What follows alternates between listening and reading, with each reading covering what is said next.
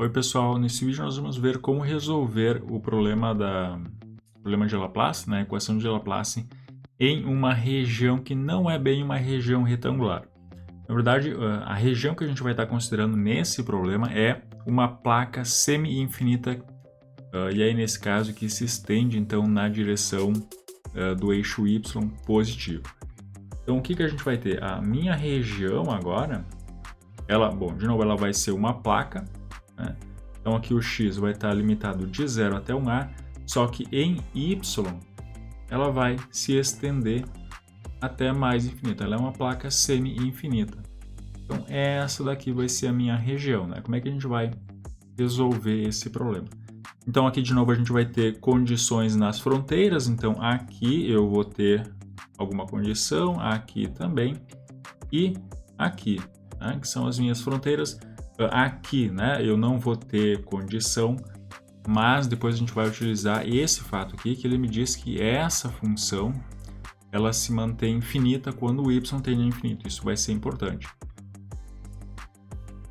Então aqui para essas condições eu posso dar o valor da função, né, que seria isso daqui.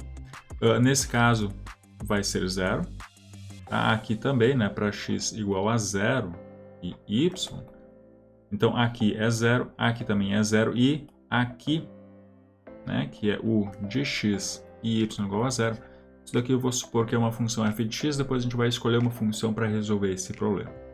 Então vamos só montar aqui como é que vai ficar as equações. Então eu tenho a equação de Laplace, que é isso daqui. Então o x está variando de 0 até a e o y ele é maior que 0, né? Condições de contorno, então o de 0y igual ao de a y, e isso é igual a 0, e o de x 0, isso daqui é igual a uma função f de x. Então como é que a gente vai resolver esse problema? Então como é que funciona a separação de variáveis? Bom, eu vou supor que a minha solução u de xy, isso daqui é uma função x maiúsculo da variável x, vezes uma função y da minha variável y. Então, fazendo isso daqui, a minha equação, né, de Laplace, ela fica simplesmente x duas linhas vezes y mais x e y duas linhas igual a 0. Então daqui a gente tira, né, que x duas linhas dividido por x, já separando, isso daqui vai ser menos y duas linhas dividido por y. Então depende só da variável x, depende só da variável y. Então isso daqui tem que ser uma constante. Então disso eu vou tirar duas equações diferenciais ordinárias, né, que é x duas linhas mais lambda x igual a 0 e y duas linhas menos lambda y igual a 0. Então a minha equação de Laplace, né, supondo separação de variáveis, ela vira essas duas equações diferenciais ordinárias. Agora a gente vai olhar para as condições de fronteira. Então o de 0y, isso daqui é x de 0 vezes y de y, então isso daqui tem que ser igual a 0, né, porque é essa condição aqui. Então daqui a gente vai tirar que x de 0 é igual a 0, a mesma coisa para o de a y, né, isso daqui é x de a vezes y de y, isso tem que ser igual a 0, então x de a é igual a 0. Então é essa equação aqui, mais essas duas condições de contorno, vão me dar um problema de valor de contorno. E as soluções, né, desse problema aqui são, então, né, os autovalores são lambda_n igual a nπ sobre a ao quadrado, e as minhas autofunções são xn de x, que é seno de nπx dividido por a. Isso então para n igual a 1, 2, 3 e assim por diante. Agora eu vou olhar para essa outra minha equação diferencial aqui, né, que é y duas linhas mais lambda y igual a 0. Então o meu lambda é esse valor aqui, né? Então eu tenho lambda duas linhas mais nπ sobre a ao quadrado y igual a 0. Então isso daqui é uma equação de segunda ordem, né, linear, com coeficientes constantes. Então a equação característica é r² mais nπ ao quadrado sobre a igual a zero. Melhor, aqui é menos, né? Então vai ficar menos aqui. Aqui também vai ficar menos. E aí, portanto, as soluções, né, são R igual a mais ou menos Nπ sobre A. E aí as soluções da equação diferencial, então, né, é y de y. Isso daqui é uma constante C1. E na Nπy dividido por A. Mais uma constante C2. E na menos Nπy dividido por A. Tá? Aqui eu não vou utilizar as funções hiperbólicas, né? Seno hiperbólico, cosseno hiperbólico, a gente já vai ver por quê. Então isso aqui de novo é uma solução yn, né? Para n igual a 1, 2, 3 e assim por diante. Então agora eu consigo montar as minhas soluções fundamentais, que é o n de x, y. Então isso daqui é uma constante C1 vezes seno de nπx dividido por A. Ou melhor, não vou colocar esse seno de nπx sobre A em evidência. Então é esse seno vezes essa minha função yn, né, que é isso daqui. Então essas aqui são as minhas soluções fundamentais. E agora a gente vai utilizar aquele fato, né, que diz aqui, a minha solução U ela tem que se manter finita quando o y tende a infinito. Então, se eu olhar aqui para as minhas soluções fundamentais, tá, quando o y tende a infinito, bom, essa exponencial aqui é uma exponencial, né, menos essa constante aqui vezes y. Então, quando o y tende a infinito, isso daqui está indo para zero. Tá?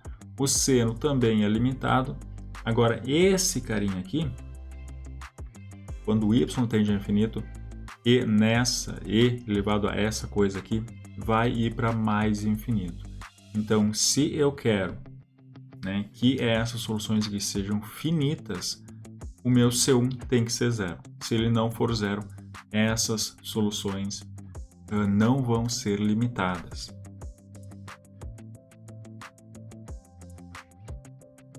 Então, tomando C1 igual a zero, né, as minhas soluções fundamentais vão ser simplesmente uma constante Cn, seno de npx dividido por A, vezes E na menos npy dividido por A. E aí, de novo, para n igual a 1, 2, 3 e assim por diante. Então, se essas aqui são as minhas soluções fundamentais, a minha solução geral é U de xy igual ao somatório de n igual a 1 até infinito dessa constante Cn, né, dessa coisa aí. Seno de npx dividido por A e na menos npy dividido por A.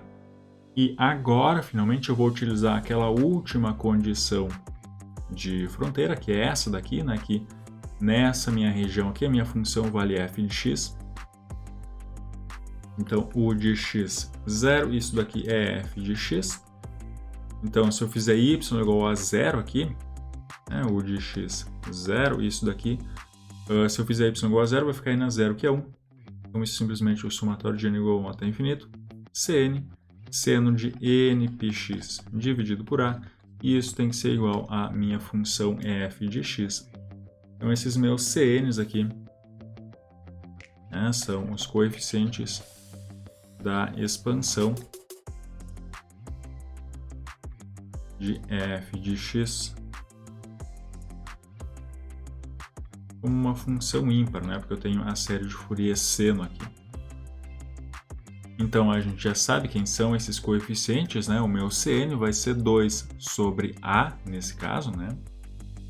A integral de 0 até A de f de x seno de npx dividido por A dx. Então, essa daqui vai ser a minha solução, onde esses Cn's são dados por essa expressão aqui. Agora, a gente vai resolver um exemplo. Um exemplo um pouquinho mais concreto. Vamos supor que o meu A é igual a 1 e a minha função f de x ela vale menos x vezes x menos 1. Então, o que é essa função aqui? É a função, né, que tem raiz, uma parábola virada para baixo que tem raízes 0 e 1, então é isso daqui. Tá? Então, lá, né, na minha região,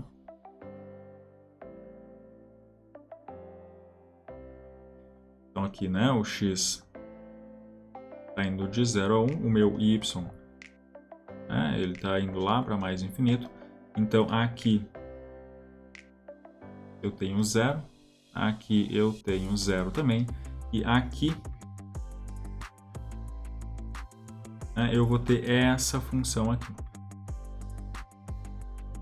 Então, de novo, eu posso pensar que isso daqui são as condições de fronteira para uma placa semi-infinita, né? E o que a gente está procurando aqui é a solução estacionária, né, do problema do calor com essas condições aqui.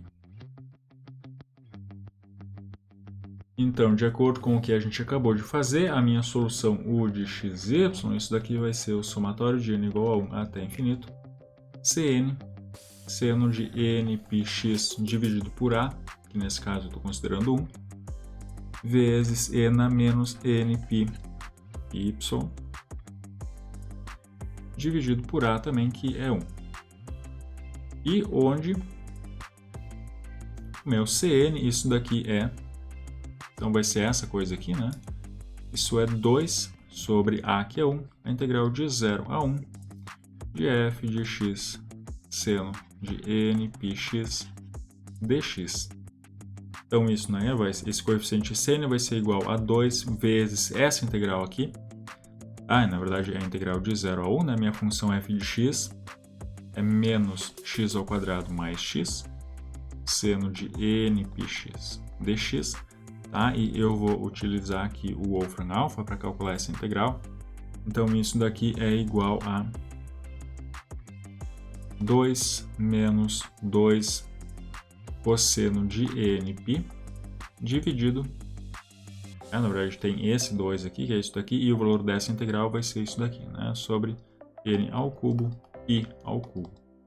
Então esse 2 eu posso colocar em evidência, vai ficar 4, aqui 1 menos 1 na n, né, cosseno de nπ é menos 1 na n, dividido por n ao cubo i ao cubo.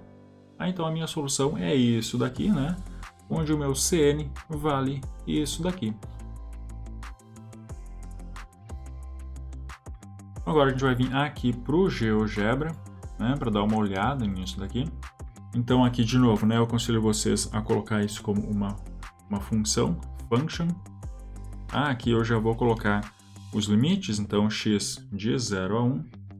E agora o meu y, né, o meu y ele varia de 0 até mais infinito. Tá? A gente não vai conseguir desenhar isso, então a gente vai colocar um número bem próximo de infinito, né, por exemplo, o 10. Então, um número bem próximo de infinito. Então, agora aqui eu vou colocar a minha solução, né, que é aquele somatório.